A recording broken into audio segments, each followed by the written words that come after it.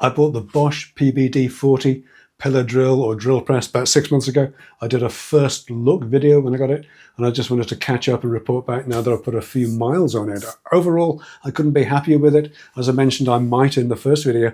I have made a few improvements to the table. The milled aluminium table was lovely, but I'm a woodworker. I wanted a better fence. I wanted better T-slots. I learned that the T-slots on the original are that way to take a work holding vise, the kind of thing you'd use more for metal work. I wanted a bigger fence too from 2040 extrusion that takes standard flag stops, and I made little adapters to fix 2040 extrusion to the standard T-bolts as well. I 3D printed those as a project, but I'll show you how to make them just out of 40mm strips of plywood or MDF. Now you can make this table really easily with minimal tools, and obviously you can adapt the overall design to fit your own drill press if you don't have the same one. And the whole thing is just screwed onto the aluminium base so you can remove it easily. In fact, let me do that now so that I can show you what I did.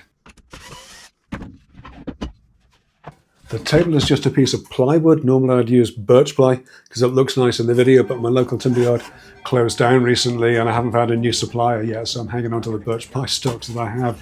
So the table is 18mm thick plywood, about 300 by 500mm, 20 inches by 12 inches at 3/4 inch in the old money. I need a cutout for the column, but I did think about using a hole saw, but in the end I just drew around something and used a jigsaw for the cutout, which worked pretty well.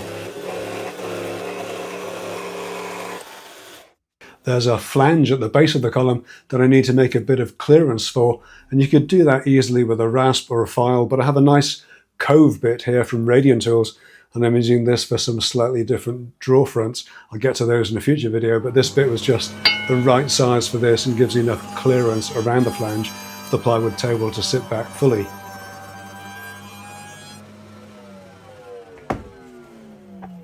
I wanted the T-slots to be spaced widely enough apart so that the regular guide rail clamps don't interfere with the drill body, and that worked out at about 110mm either side of the center. I usually recommend the AUK T-track from Woodworkers Workshop. You can get a 5% discount off most things there, by the way, with the offer code 10-Minute Workshop. I usually recommend the AUK T-track as they're the only ones that I'm aware of that still come in 4 foot or 1.2 meter lengths. But I only have a couple of those left and I'm reluctant to cut them down, to be honest. So I'm using this Axminster Tools Axe Caliber T-slot router bit, set it to around 10 or 11mm, and it will give enough meat on the shoulders of a T-slot so you won't run into any difficulties if you clamp things down a little bit heavily.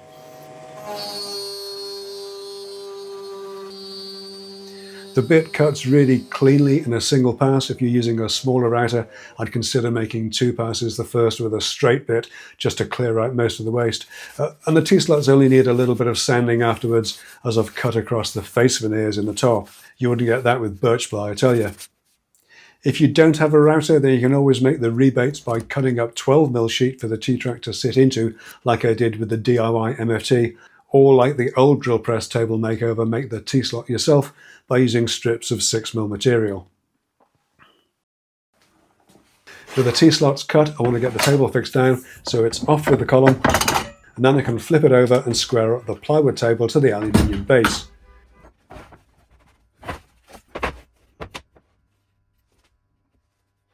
I'm just going to screw this down through the original T-tracks, and you could probably just use screws and washers for this, but I remember that I had some N8 T-nuts that are just the right size for the T-tracks in the base, and the head of an M4 screw sits nicely into there, and I'm using M4 by 20mm screws to make sure that they don't poke through the surface. With that fixed down, I can get the column back on and think about a sacrificial insert to drill into. I've made this one a little bit bigger than I had before, at about 100mm or 4 inches square, made out of 6mm plywood, and I've divided that into 4, then put a hole in the center of the top right quadrant.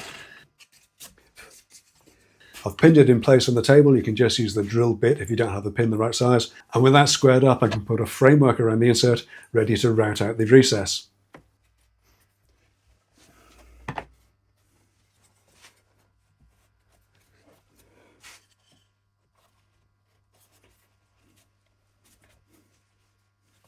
I've got a bearing guided template bit in the router and zeroed it against the surface, then added in the insert to set the depth, and then I can route this out in a single pass.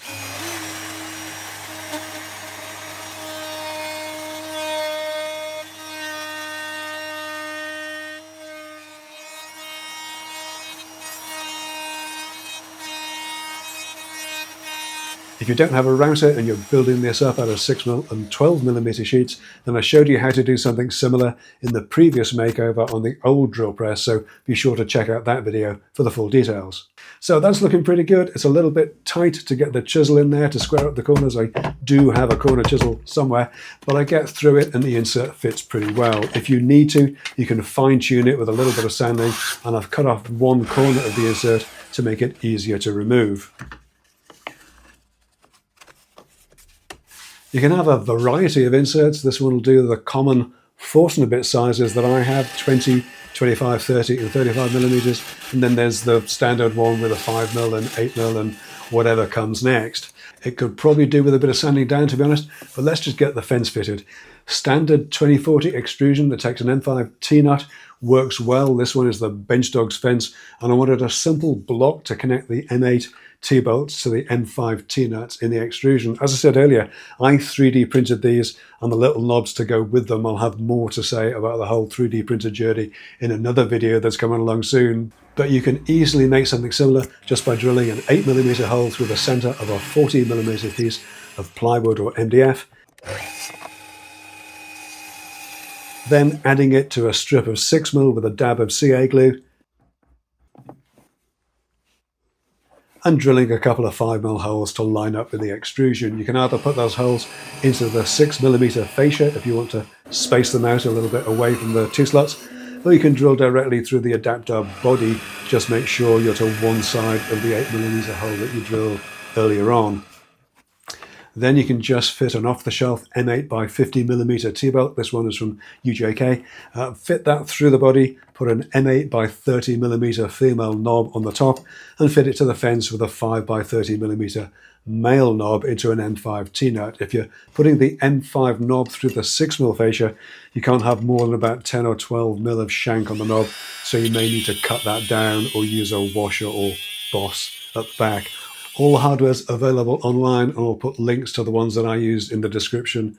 I'll tell you what, I'll put the drawings for this in the fact sheet in the next newsletter as well. But that's the drill press makeover complete for now, at least. As I say, could probably do with a little bit of sanding on that top surface and maybe a finish on it. But it's a bigger surface to work on. I'm a woodworker, so having a wooden surface is just more pleasant for me to use, with less chance of me scuffing the workpiece than there would be if it was a milled aluminium top still. There's a solid fence that also takes my standard flag stops, and it's also quick and easy to remove, as is the whole table, to be honest, with just 4 screws holding everything together. The table hasn't increased the weight or size significantly, so it's still really easy to move around the workshop. And I've got to say, the drill is still a real pleasure to use. It's small, it's quiet, and it's plenty accurate and powerful enough for me and my uses. I may still change the chuck on it, not for any issues with run out, simply because I actually find it easier to change bits with a keyed chuck. I am in a much better place with my wrist than I was 6 months ago, but it's not 100% and it never will be. So in the interests of keeping everything in good working order, I may well just swap the chuck out. Anyway, that's where we are 6 months on with the Bosch PBD40 drill press. Thanks for taking a look. If you've got any questions, leave them in the comments down below. Don't forget to hit subscribe, and I'll catch you in the next one. All right, take care.